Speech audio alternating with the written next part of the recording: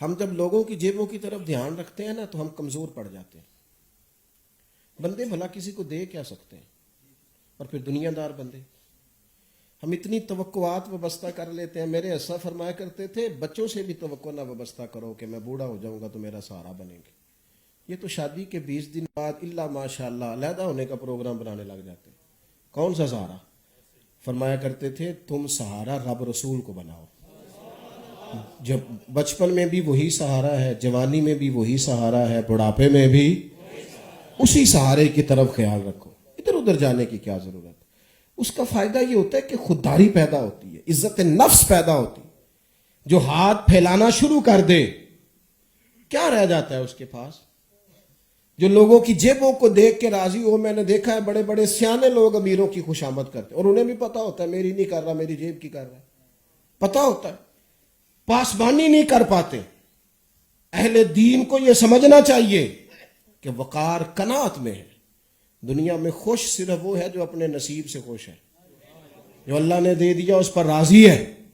لیکن ہم یہ کام نہیں کرتے. نقصان ہمارا یہ ہوتا ہے. یہ بچے جوان، میں آپ سے بڑے درد سے عرض کروں گا، یہ چھوڑ دیں کہنا کہ فلانا مجھے باہر لے جائے گا، فلانا رشتہ دار مہربان ہو جائے گا. چھوڑ دیں. اپنی دنیا آپ پیدا کر. اگر زندوں میں اقبال کے بیٹے نے خط لکھا تھا کہ جناب مجبور ہوں، آپ ملک سے باہر ہیں، قرضہ لے لوں تھوڑا سا. تو اقبال نے جواب میں نظم لکھی، کہا دیار عشق میں اپنا مقام پیدا کر، نیا زمانہ نئے صبح و شام پیدا کر.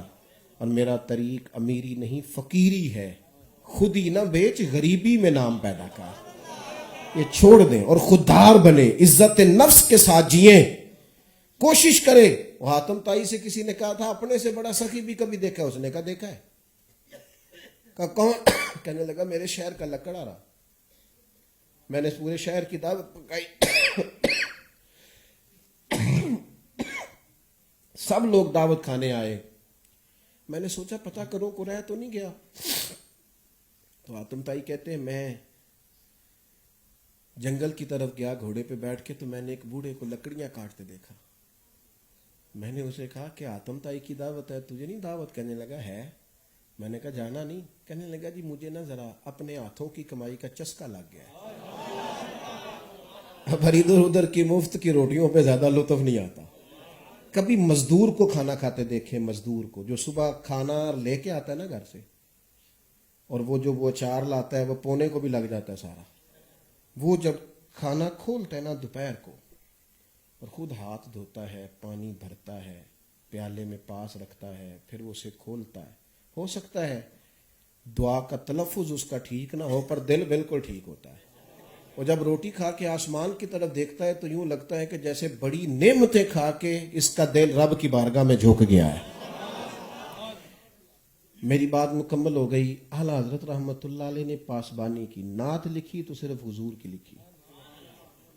ادھر ادھر انہوں نے اپنے فن کو بندے راضی کرنے میں ضائع نہیں کیا. ساری زندگی لوگوں کو راضی کرتے رہے، وہ پھر نہیں راضی ہوئے. ایک کوشش کی راضی کرنے کی، سامنے والے نے ڈیمانڈ ہی بدل دی. تیری خواہش ہے کہ وہ تیری آرزو کرے پوری، اور میری خواہش ہے کہ تیری آرزو ہی بدل جائے. تو وہ ایسی خواہش ہی نہ پیدا کرے جس میں تکلیف ہو. اعلیٰ حضرت رحمت اللہ علیہ سے جب کہا گیا نا کہ نان پارا کے نواب کے لیے کچھ لکھ دیں، تو کہا کروں مدح اہل دول رضا، پڑے اس بلا میں میری بلا، میں گدا ہوں اپنے کریم کا، میرا دین پارا ہے نان. سبحان اللہ. دکان پہ گئے تیل لینے کے لیے سرسوں کا، تو اور یہ بھی دیکھیں اتنے بڑے امام ہیں خود جاتے ہیں سودا لینے. اپنے گھر کا کام کر لیا جائے کوئی پریشانی والی بات نہیں ہوتی. تیل لینے چلے گئے دکان سے، تو اس کو بوتل دی، کا اس کو سرسوں کے تیل سے بھر دو. کتنے کی؟ کہنے لگا ویسے تو 5 آنے کی ہے، آپ ہمارے عالم ہیں، آپ 3 آنے دے دیں، 2 رہنے دیں. تو فاضل بریلوی نے پورے 5 آنے دیے. فرمایا تو سارے رکھ، میں اپنا علم 2 آنے کا نہیں بیچا کرتا، میں 2 آنے کا نہیں بیچتا، تو رکھ. لوگوں نے تو اپنی قیمت دیکھے نا. ایک شخص 11 گھنٹے کا سفر کر کے میرے پاس آیا، اس نے کہا یہ مصلے پہ بیٹھتا ہے، ممبر پہ بیٹھتا ہے، بڑا آدمی ہے، کیا سوچ کے آیا، کیسے کٹھن راستوں سے گزرا. تو پھر یہ بڑی چھوٹی حرکت نہیں، وہ کیا سمجھ کے آیا ہے اور میری نظر اس کے 2-4 ہزار پہ ہو.